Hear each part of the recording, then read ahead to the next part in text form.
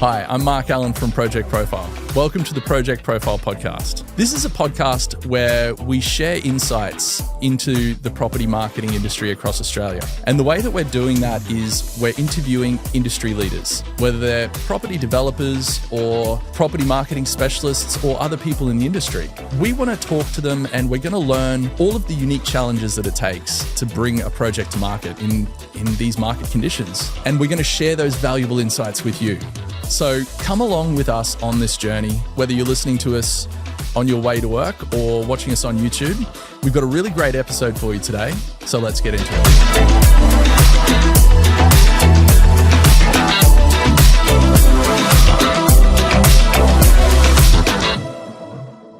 it. Today we're joined by Eloisa Greenham from Sherpa Property. Welcome, Eloisa. Thanks, Mark. It's really good to be here. Oh, great to have you here.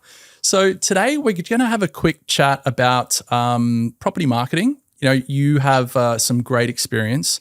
You're the marketing manager at Sherpa Property at the Gold Coast there, and you've been involved in numerous projects. So we're really keen to get an insight from you on some of the challenges faced when marketing projects and some of the wins that you've achieved and how you've attributed those.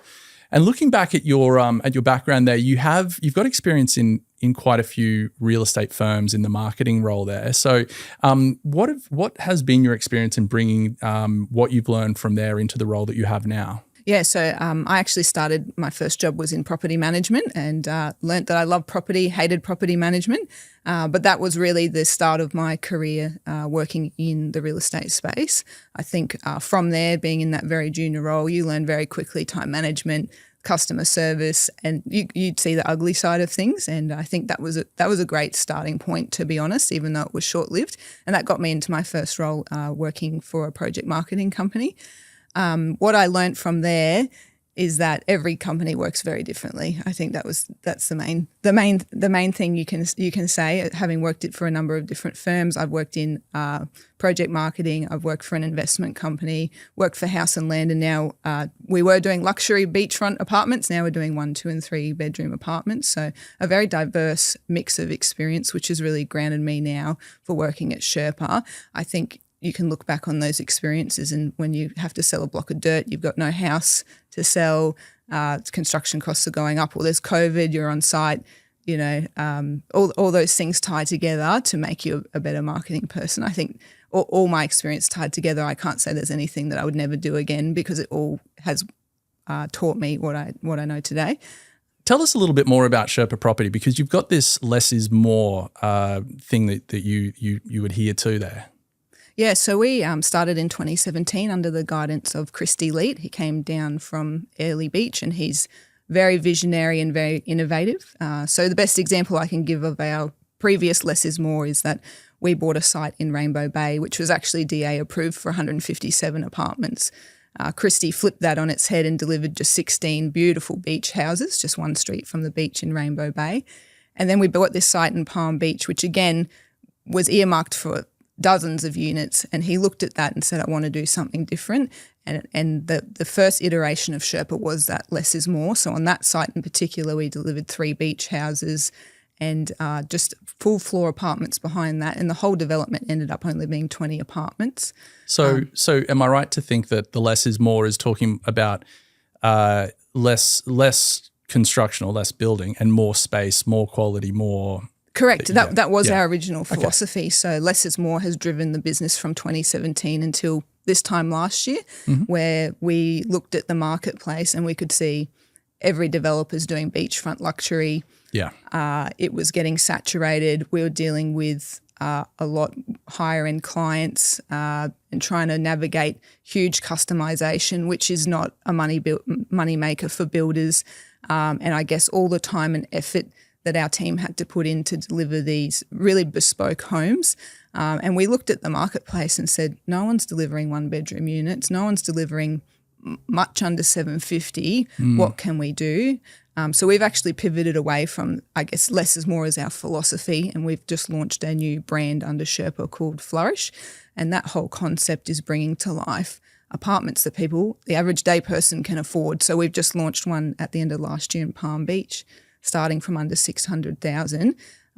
And it was absolutely phenomenal to see the response and the different processes from selling 5 or 10 beachfront apartments, which kind of all have the same floor plan.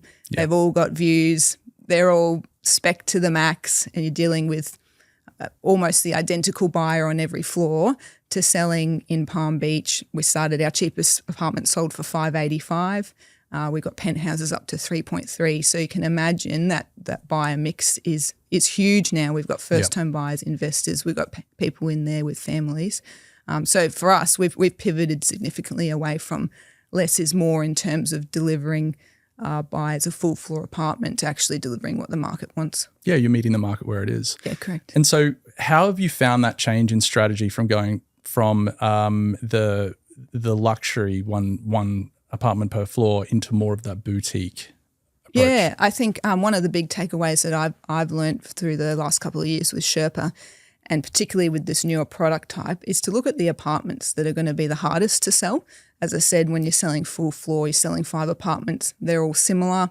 Renders are similar, floor plans are similar. You're only finding 5 buyers, often cash buyers, ready to go. So we've had to really look at how we provide that personal service to a first home buyer that's only spending $585, or only, I should say, in air quotes, because that's probably their life savings. Yeah. And for them, this experience of buying off the plan is probably more scary than someone spending $5 million. If you've got $5 million, you can move. Yeah. You can change something after the fact. But we've got first home buyers in there that are spending their life savings. So I think we've worked really hard the last 2 years on the Sherpa brand being much more approachable than a lot of the luxury beachfront developers. So that's something we've really worked on. And I think that's one of the marketing strategies that we've changed quite a lot in the last few years, is making that brand more approachable. We work hard, but with humour, that sort of philosophy. And we've kind of changed that less is more tactic to always evolving, which for us means we're always learning every project. We're taking on feedback from the buyers and integrating that, and kind of having this strategy across all our projects where we're looking back on the past work. How do we improve it for the next one? We're just rolling that out, structuring 95% of the communications and the marketing, but leaving that little bit of room to surprise and delight our clients as well. Excellent, excellent. And this leads really nicely into the difference that you're finding marketing something like Flourish on 6th compared to which is a resi tower essentially, multi-res, to something like Vantage, which is house and land. Yeah, I think the concept's still the same. You're selling a dream, you're selling a promise. I mean, essentially you're selling air, but selling a 3-lot subdivision is completely different in terms of the way we run things at Sherpa. So at the moment, I'm the only one in marketing. So when we're doing a very small project like Freedom Vantage, which is only a 3-lot subdivision, I take a lot of that under my wings because we don't have the big budgets. We don't do sales displays. We don't do any of that. So I will often do the direct booking myself, copywriting, all that sort of thing. When we're looking at those bigger multi-res apartments, obviously I can't be everywhere at once. So we have pivoted and started to use agencies to do that as well. For example, we've now got a guy on a retainer every month who goes and does all our video content. We've never had to do that before. When you're selling 3 or 5 apartments, the marketing portion of the sales process is a lot shorter. So once you've sold them, you can kind of you've got other work you need to do during that time. But when we're pivoting from maybe doing 20, 30, 40 sales a year to potentially doing 400 sales a year, that's just a completely different process. So we've moved away from doing a lot of stuff in-house to engaging consultants that we can trust, that we give them the brief and they actually just come back with the finished content that we approve, rather than me having to sit there with the video guy saying, do this, do that. Yeah. Exactly.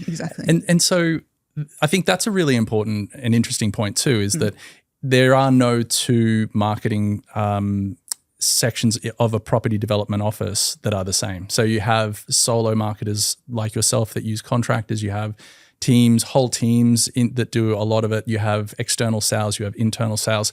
So would you be able to give us a bit of an insight into what it looks like? Like what is your, not day-to-day, but if you're running a project, like what do you lean on? Who do you lean on? Yeah, so as I said, we've changed that a lot now to using that more agency style service base. So the point of doing that is, in my role in particular, I'm a marketing manager.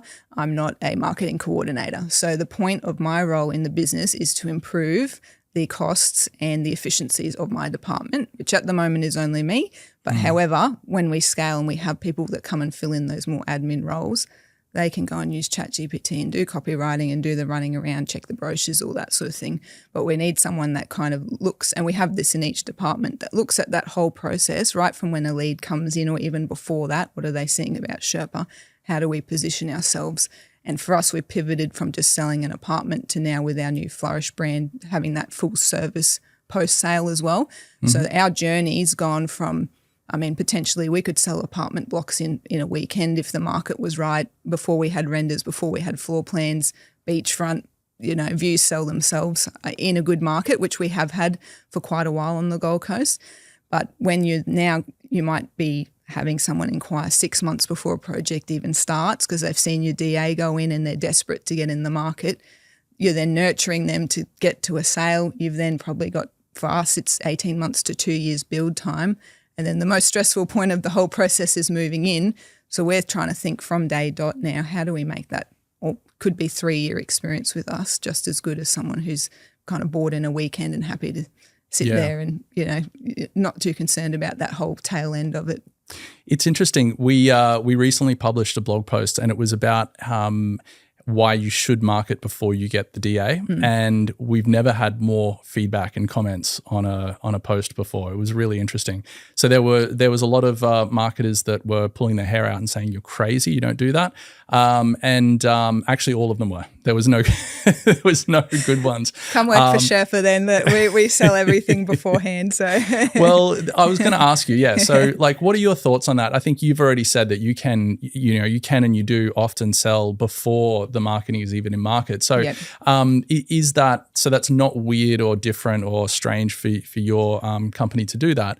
Are there any things that you would recommend for someone, for a property marketer out there who is thinking about marketing before the DA is approved? What would you recommend? Look, it is part of risk management. So we would be certain, especially if we're lodging a code application, it would be approved. We're not going in selling stuff we don't think is going to be approved.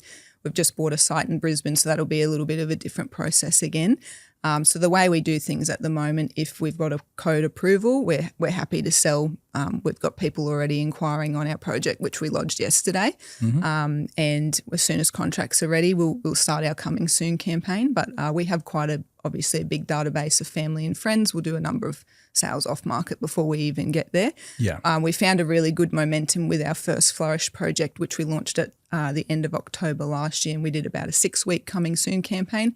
No renders, no floor plans, no schedule of finishes. We booked REA, native ads and social, and we just ran that for 6 weeks, 1, 2 and 3 bedrooms coming to Palm Beach from under 600. And we had 1,500 people on the wait list before we even launched. Wow. But I think that obviously speaks to a great price point, but also the brand awareness that Sherpa have built by doing that luxury product. People know it's going to be a good product. We've signed a really long-term agreement with our builders, LPS Group, so people are confident we can deliver that as well. Yeah. Well, I think it's interesting, the marketing before the DA, and I think you said having that teaser campaign is basically what we're talking about there. I think that, of course, if you were going to, like you said, it's a risk management thing. You're not going to throw your entire marketing budget at that. You just want to put a teaser campaign out there. One thing that I found really interesting as we speak to more and more property developers is the idea of owning your database. So is that something that you guys really focus on? And when I say that, so a lot of projects that we have not personally worked on but seen, they'll use an external contractor, or they'll use a property listing portal, and they do or don't retain the leads that are coming in. Sometimes they'll retain just the good leads that they can talk to. They'll have appointment setters or something that will send them those leads. As a result, when that project is over, the database is retained by the contractor or the listing portal. So how important is it to Sherpa that you guys own that database so that you can then use it for other projects and it becomes your property? Yeah, interesting you say that because, as I said, we started in 2017 doing that beachfront luxury. We've only had our first resale in those apartments last year. So we've had a very long run where none of our buyers have repurchased with us until recently. I mean, that's a combination of the market going up and people not wanting to sit on that equity. But for us, looking at that Flourish model where we're doing 1, 2 and 3 bedrooms, we envision that that buyer who's bought that sub $600,000 one bedroom will eventually work their way to a 2 and a 3 and hopefully a penthouse with us eventually. So for us, having that person and knowing them personally is a really big thing for us. We definitely wouldn't outsource that in any way, shape or form. We would love to keep that all in-house, and that is part of the service offering. I mean, our phone numbers are on the website. People can call us. For us, it's a really personal experience buying with Sherpa. Yeah. And do you market Sherpa the developer to that audience, or do you only market new projects when they come out? Yeah, I mean, really tactically, we do both. So, for example, on Flourish, that's probably a little bit different. We had such a good response. We've actually never done a database email to them yet, and we're just now starting to nurture them because we've just lodged a DA for another project. We ended up hiring a concierge to actually call through those 1,500 people in appointment set rather than sending them emails because we knew there were other projects in the market. We wanted to stand out. We wanted to sort of know and learn our demographic really intimately on that first project because that was the first foray for us into that kind of more approachable, more affordable product. So that was a really big win for us. And interestingly, interviewed one of our buyers last week. I said, what was the best part of the process? And they said, that concierge service. When I had that first phone call out of the whole process, I loved talking to a local Palm Beach person who lived in the area and could tell me about why I should buy in this building and what the location had to offer me. So that was a really new thing that we hadn't done before, and it paid off so well for us. So we'll definitely do that again. That's really good. I mean, that's something that we don't see a lot of developers do. They'll market, if they do own their database, they'll market to the database on projects only, but it sounds like you've got that down where, you know, there's a lot of news. There's a lot of things that are happening, not just on one project, but on all of them. And it's so refreshing when you see a developer that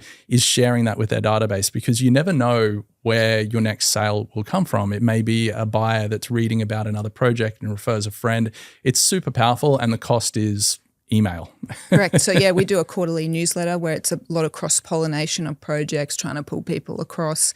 Particularly now, a lot of our buyers have a lot of equity from obviously the price increase on the Gold Coast. So trying to get people who have bought with us with that equity to buy in new projects. But then very tactically, they're only going to get emails that are relevant to what they're interested in. So if you're a first home buyer looking in Palm Beach, you're not going to get our $5 million apartment emails for another project. So we do try not to spam people in that sense because I know a lot of developers, you get an email every 2 weeks about how well the project's going and blah, blah, blah. But we're much more about delivering great content in terms of construction updates and building trust rather than just saying sale, sale, sale, buy. It's actually trying to demonstrate to that audience why they buy with Sherpa instead of someone else. So. Yeah, demonstrate value. Yeah. And so when you are marketing the projects, what channel mix are you finding that's working? And obviously each project is different, but overall, are there any channels that are working better than others? And these could be social media content, digital advertising, could be listing portals, third-party portals, anything like that. Yeah, email. Very project dependent for us. So, for example, we've got a project, Perspective Nexus in Palm Beach. 85% of buyers live in Palm Beach or one suburb away. So almost all our sales there were REA and Domain, almost exclusively. Whereas our Flourish project in Palm Beach, Flourish on 6th Ave, 1, 2 and 3 bedroom, we actually sold direct off Facebook. We sold off Instagram. Amazing. Just a completely different, I guess, buyer type. With Nexus, we could tell the buyer if they walked in the door, they all look the same. They're the same demographic. They're using the same portals. They're searching the same things. Whereas with our more diverse product mix, we cast the net a lot wider and then sort of refine from there. So as I said, we did that Coming Soon campaign, which was purely REA native ads and social, Facebook and Instagram. We sold about 30% off the bat to family and friends and contractors and people that were knocking down our door saying, I need to buy one of these. So before we Wow. even launched at the end of October, which was really good. And that's what we're going to try and replicate moving forward. So Great result. yeah, it was exceptional. It's an absolute highlight when you see people going, I want to buy your product. It's very exciting. So I think we'll use that strategy again, that coming soon. We used Urban on that one, urban.com.au. We use REA, a little bit of Domain, a lot of just social posting, construction updates, that sort of thing. So very content driven rather than sales message driven. So.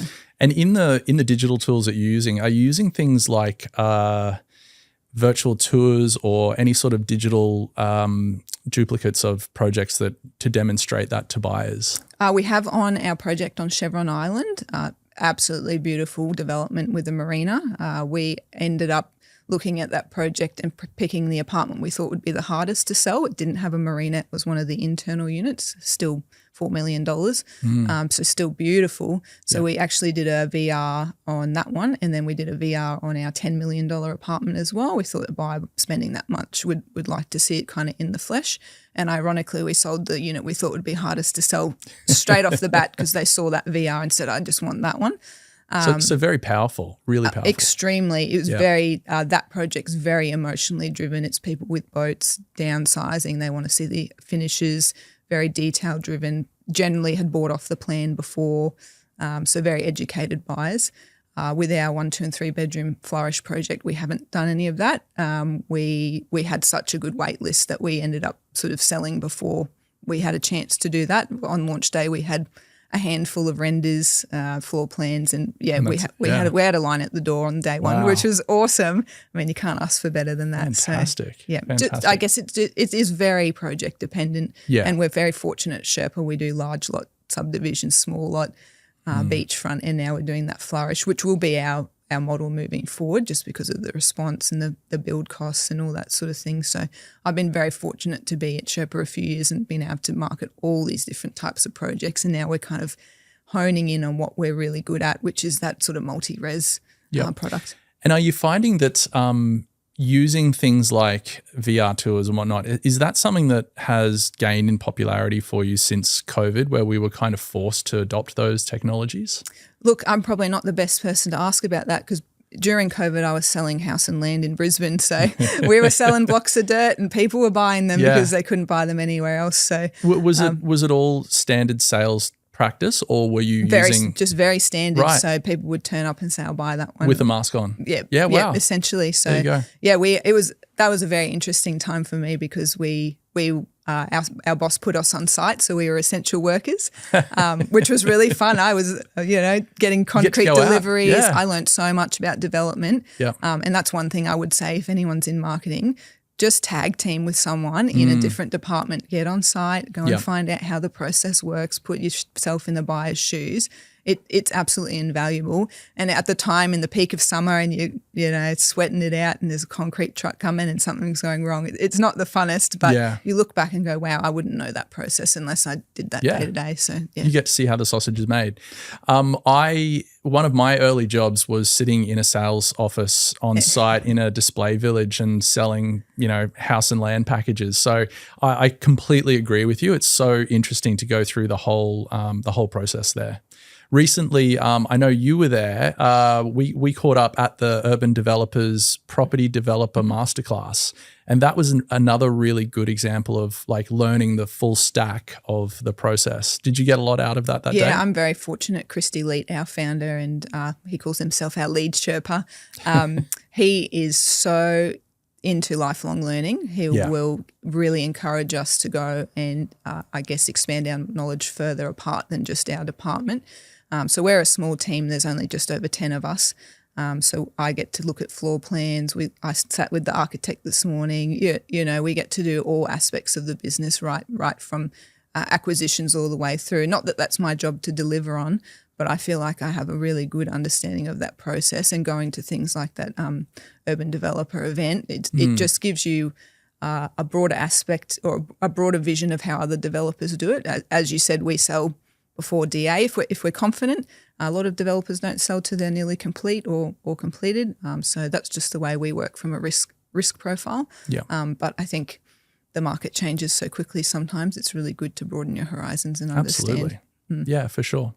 So I'll switch tacks a bit here. I want to talk about what your experience has been like marketing projects, because you've been lucky enough to market a diverse range of projects and work on a lot of different property. What are some of the main pain points, like high level pain points that you experience when you're bringing a project to market? Yeah, I think I mentioned before, one of my early career mistakes was it's very easy to do renders and brochures for the easy stuff. You can produce a beautiful brochure with views and, sky homes and penthouses and all that sort of thing. But at the end of the day, your last couple of sales are where your profit's made. So I think that was something I learned early on, is you really got to look at what's your hardest thing to sell. And for example, at our project, one of our projects in Palm Beach, everything with a view sold very quickly, and we got stuck with things that were sitting behind other buildings. So we actually went back to our render company, took all the renders we'd done for the beautiful stuff and said, can we switch out the backgrounds? And that actually worked wonders. People came in and they really felt like we were giving them a genuine look at what their outlook would be. We went back to the drawing board in terms of doing some more deep planting and making sure that we'd even put plants in the right spot for each apartment to give them more of a garden view than looking into someone else's building. Yep. So that was a really big learning curve for me early on with Sherpa, is just to look at that project a bit more holistically rather than what's just going to get you sales for, your pre-sales, which is an easy thing to do, and you've got to do that as well, but kind of balancing that. I think we're doing that a lot better now, which is good. And so one of the big pain points is educating buyers about off the plan process and how that works, and especially if it's the first time they're buying off the plan. So have there been any things that the sales team have shared or you've discovered that, maybe from a way that you communicate the journey to them in any way with your marketing that you could share with us? Yeah, I mean, I've transacted on a few properties myself, so I think that's obviously really helps when you go and try and put yourself in someone else's shoes. For sure, yeah. And I think for us, the best thing that we've done is actually run a lot of buyer events. So when we launched our first project of this Flourish brand in Palm Beach, we did a buyer event.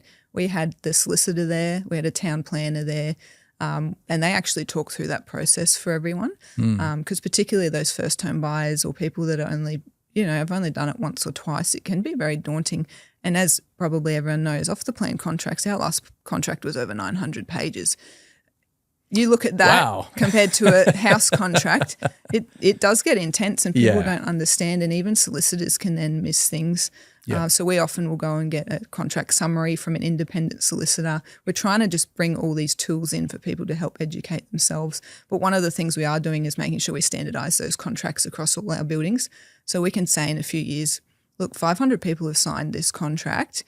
You're safe. We've delivered this many apartments on this specific contract. So that's something. Track history is important. Yeah, correct. And I think we're very open and honest. We're happy to go through contracts with people and explain things. We're very fortunate at Sherpa that we don't cancel under sunset dates or do any of those things that a lot of developers, I guess, give the industry a bad name for. So I think for Sherpa in particular, it's been years of trust as well.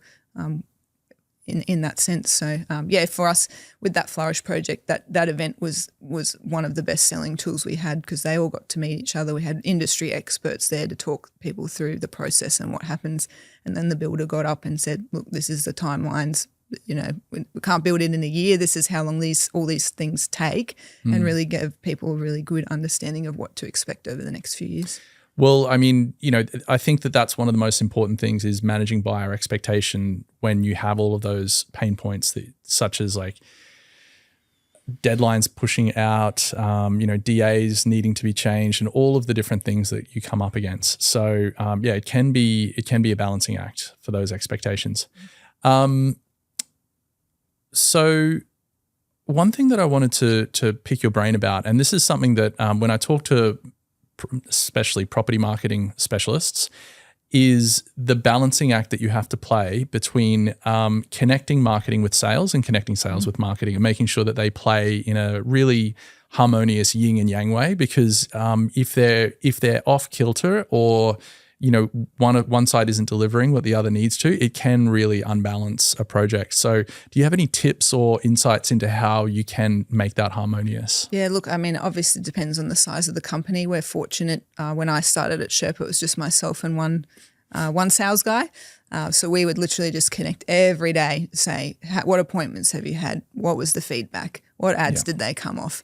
And really, as I said, when you're only doing 10, 20, 30 sales, you can do that. Now we've obviously expanded a lot. So we have the weekly sales and marketing meetings, which is really helpful. But I guess from my point of view, as a marketing manager, I've just tried to make myself super approachable from any of those sales team members. So they can come to me and say, this ad does not work. Every buy I've had off this is not working. Yeah. And I've got to then go, okay, I wrote that ad or whatever I did and just go, no, okay, this is not working. We've got to try something else. Or vice versa. I might think it's a terrible ad, but someone said, let's try it. Oh, if I had $1, it's amazing. We, just like everyone in the market, multivariate test or everything that you put out there. And there's been so many times where we have tested 2 different creative and, you always think it's going to be letter B, but you're often proved wrong because the market is an evolving animal, so you can't sort of make those assumptions, which is good. Yeah, we're very fortunate. We've got 3 sales team members internal that have come from very different backgrounds. We've got a project marketer, a resi, and a swimming coach. So they're all just got different relational aspects. And I know that I can go into that meeting on a Monday and they'll just be really truthfully honest with what's working and what's not. Yep. And sometimes they'll say things and I say, well, actually the data doesn't reflect that. Either, we've got to change your attitude. Is it something that we need to work on? Is it your closing or something like that? Or is it actually the marketing that's not working? So I think we're very fortunate. We have a very flat structure. We just, if we see a problem, we get it sorted out. But as I said, I get involved from floor plans, pricing, all that sort of side of things as well. Whereas I know a lot of companies, you wouldn't get to do that in a marketing role. So that's really the best thing for us because by the time our product's ready to launch, the sales team know it intimately. They know all the floor plan sizes and where the product's evolved from, which is also part of the story. We often say to buyers, oh, look, it was like this and now it's like this. We've added this, we've changed this, we've learnt from this. And that's kind of all part of the Sherpa story when we end up going to market with a project. So with the sales and marketing feedback, is there a framework for the feedback that you get that you can then apply to the marketing? Because, qualitative and quantitative are 2 different things, and it's very easy to say, as you just said, I don't like that ad, but if it's effective, it doesn't matter. So when you go to the sales team, do you have a set matrix of questions that you will ask them or set points about the performance so that you can then implement that into your campaigns or your marketing? Yeah, I guess as you pointed out, there's qualitative and quantitative. So obviously if a ad is stacking up from a cost per lead, let's let it run. But there is a point where we can tell that, we might be getting appointments, but the sales team are really trying hard to convert them and not. And we're trying to look at it from a little bit of a different point of view. And maybe that's actually the sales scripting. Something we're really, really big on at Sherpa is a really robust sales track. Yep. So we literally write out the whole conversation a sales team member should have over a couple of pages.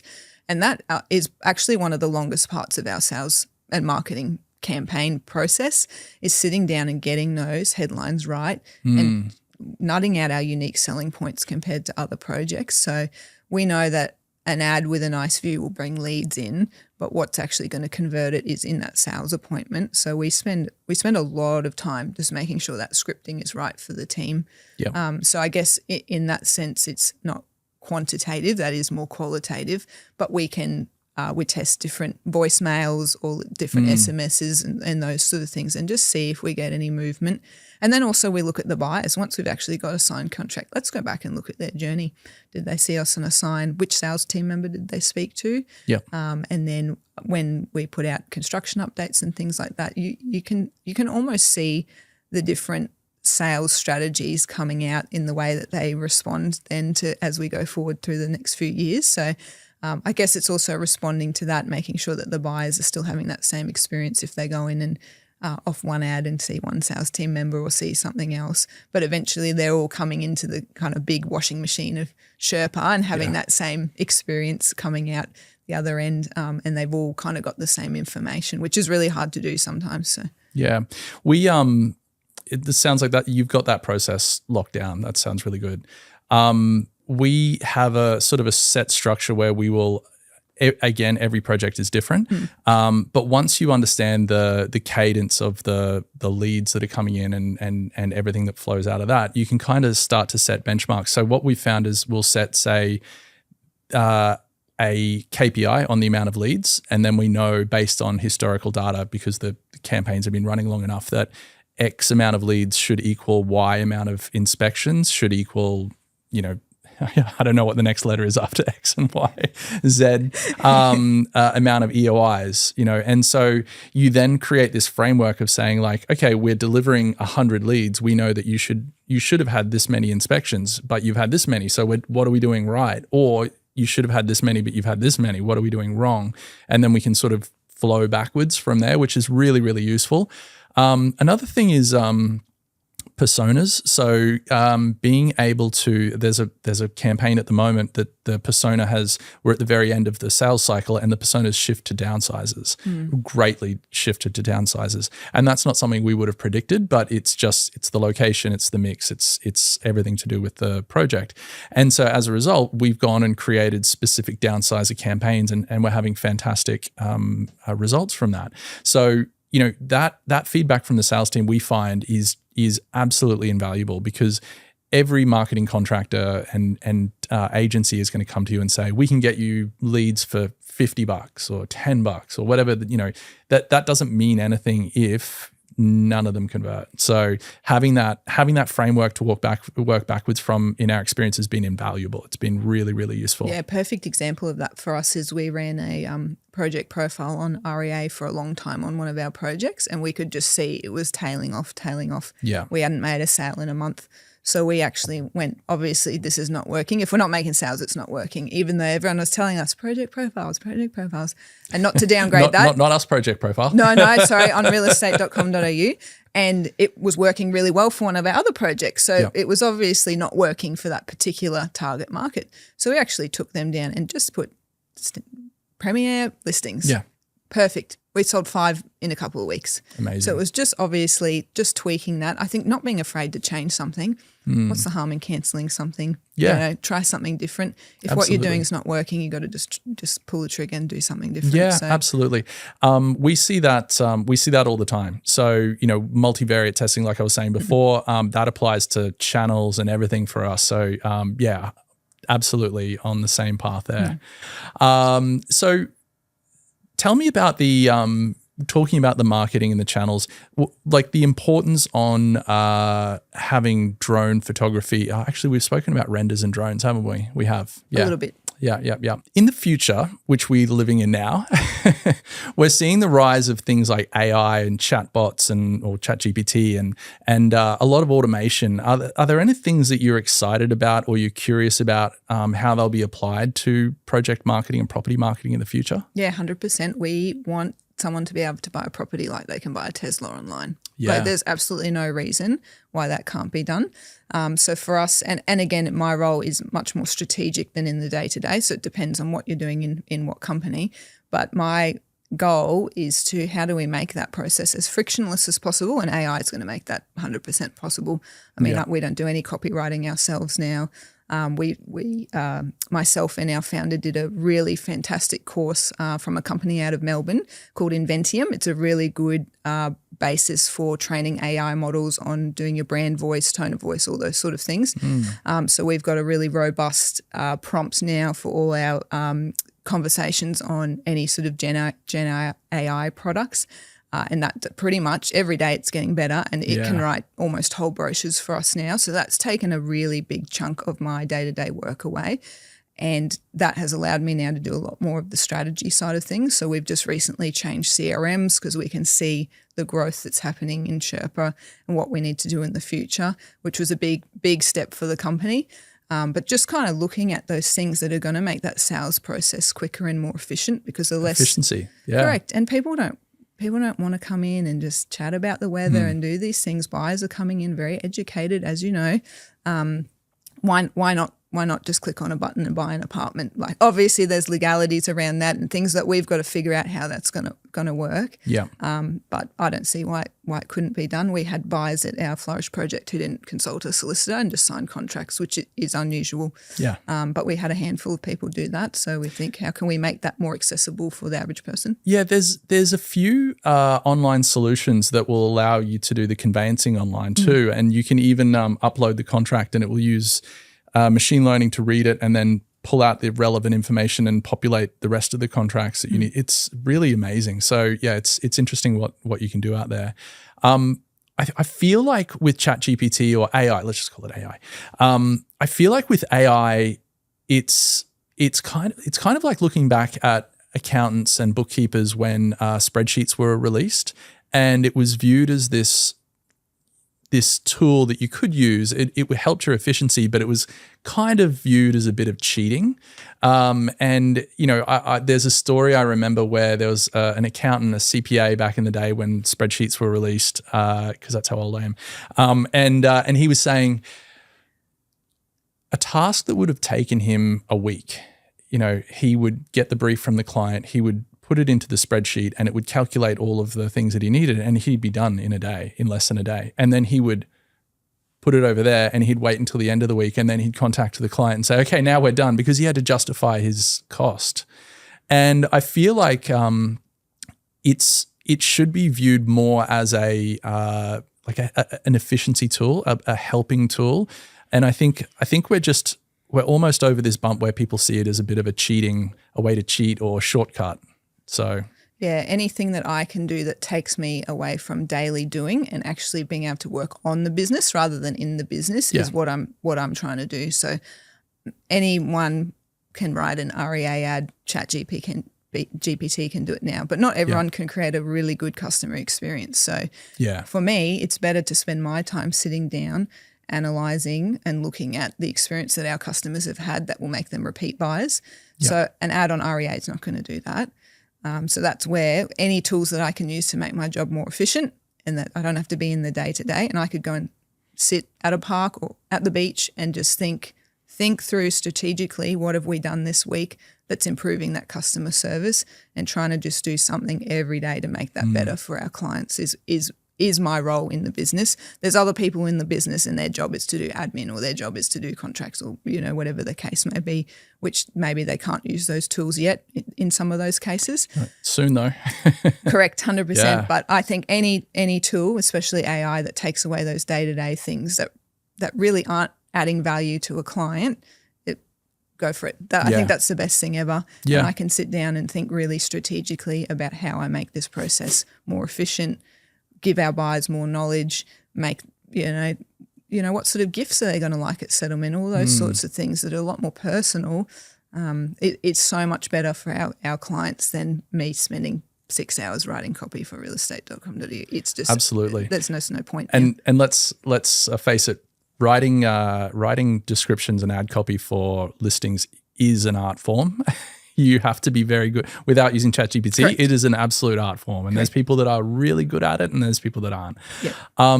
I've always been a big believer that when you market a project, it's about the journey and it's about telling a story.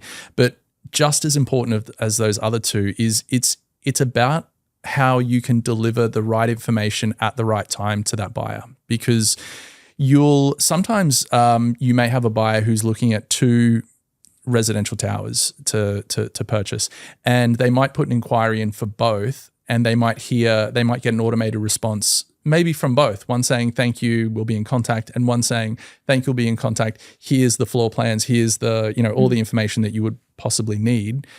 This person's in front, and then understanding if they're going to the website, doing a Venn diagram of why do you think your customer is here versus what is the information that we have here, and that little sliver is what you should have up front on that website at that point when they're there. And there's a whole bunch of examples that I could go through with like email nurture campaigns and delivering the right information at those times. But I think with AI, it's going to really influence how we can do that, because I think it's going to make that a lot smarter. At the moment, we're making a lot of assumptions and it's strategy-led activity, whereas I think that AI in the future will give us this ability to be able to map these pathways a lot smarter, of the pathways that the buyers go through, and then putting the information at the junctions at each one and giving them the option to have that data as they go through, because no one likes to give you their first name, last name, phone, email, timeline to purchase, budget, how many bedrooms, how many bathrooms, and all the different fields that you have to put in just to not get the information, like just to be able to say, hey, you're going to get a call back. They want that information. They've given you valuable information, which is their personal data. Give them back the stuff that they're looking for. Yeah, it's funny you say that. We've had buyers come in with the full DA package. They've already picked their apartment. Wow. So people know how to find that information. So for us, I know there's always two schools of thoughts. Do you put the floor plan up and the prices and blah, blah, blah? We don't give away our price list, but pretty much everything else, if you inquire, we're not going to beat around the bush and waste time, because we know that you'll send your sister in or someone else, and it wastes time for everyone. If you're just trying to, all you want to know is the price or the floor plan of this, hey, you can go and, if you're smart enough, go and look on the PD online. You can get a lot of that data. You can probably guess where the prices are if you're researching other products. So for us, it's so much more about trying to get them in the office by giving them a good experience. So then we can sit down and say, hey, product aside, learn about Sherpa. That's what you can't learn when you go and kind of do your own research. And I think that's been a good experience for us. Even that example I gave before of the project profile going to the premier listings, we put everything up, floor plans and everything, and that we now a number of sales in just a few short weeks, just changing that strategy. So I just think people are smart enough now. Yeah, you can't people want the information. Yeah, and that's why we put that concierge on. People only had to give us their name and their number, not all this other stuff. And we'd have her on the phone for an hour to some of these buyers, and by the end of the conversation, we'd know their budget, we'd know what they're, we'd know all that information in such a more natural way than them feeling like we're stealing it off them. I mean, we'd know their dogs' names, all this sort of stuff. But that's the perfect example.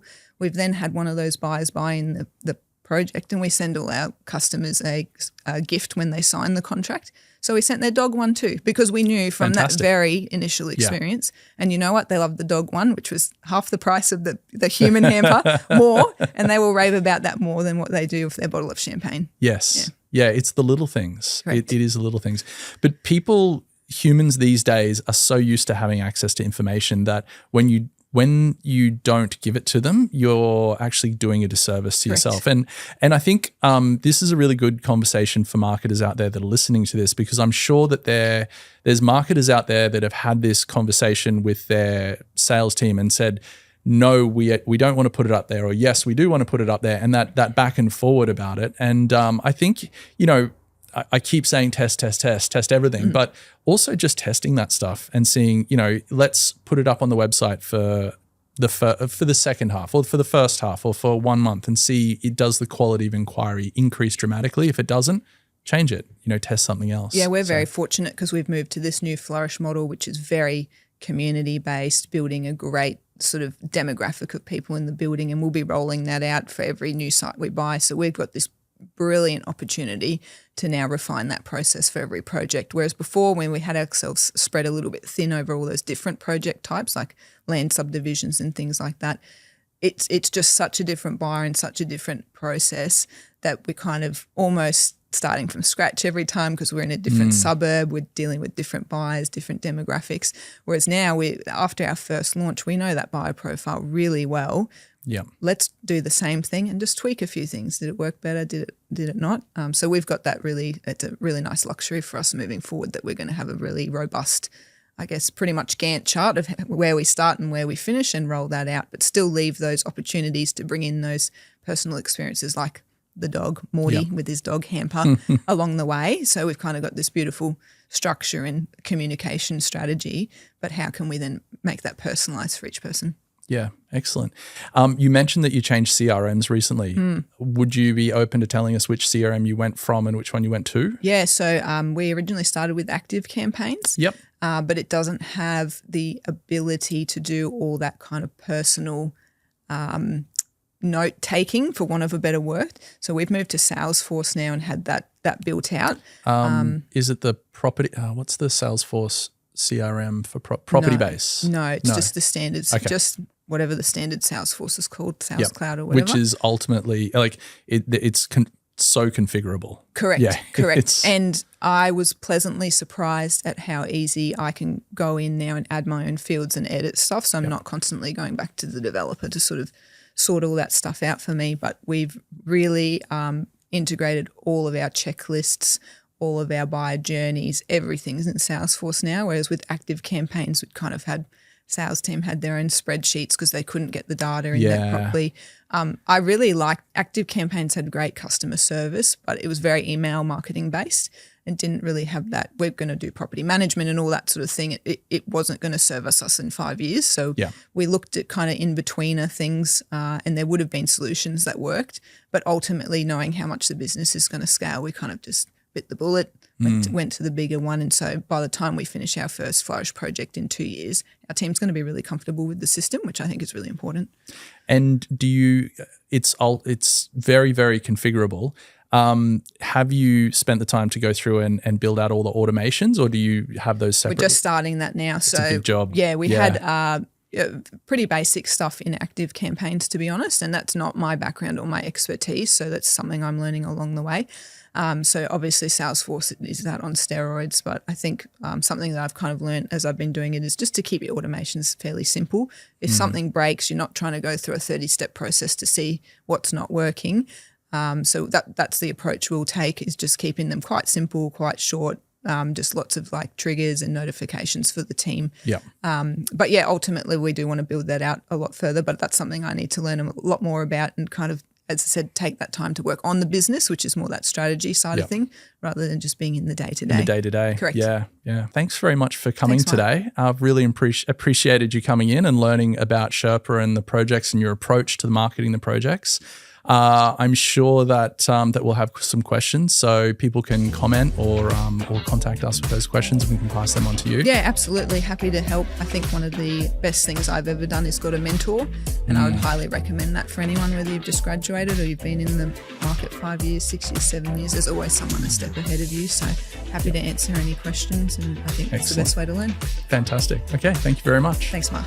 As always, please, if you are watching this on YouTube, like and subscribe. Hit that bell icon so that it comes up in your feed. And if you're listening to this as a podcast, it does really help us out if you leave a comment or a review on the podcasting app of your choice. Looking forward to bringing you the next episode, so stay tuned and I'll talk to you then.